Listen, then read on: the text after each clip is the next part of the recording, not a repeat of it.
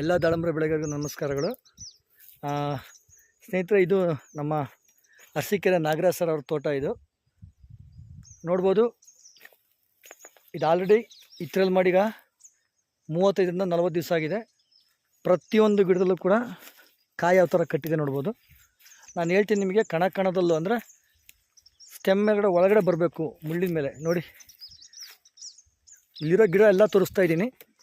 ಒಂದೊಂದು ಗಿಡಕ್ಕೆ ಕನಿಷ್ಠ ಅಂದ್ರೂ ಕೂಡ ಒಂದು 100ರಿಂದ 130, 140 ಕಾಯಿ ತನಕ ಕಟ್ಟಿದೆ. ಎಲ್ಲ ಗಿಡದಲ್ಲೂ ತೋರಿಸ್ತೀನಿ ನೋಡಿ ಸ್ನೇಹಿತರೆ.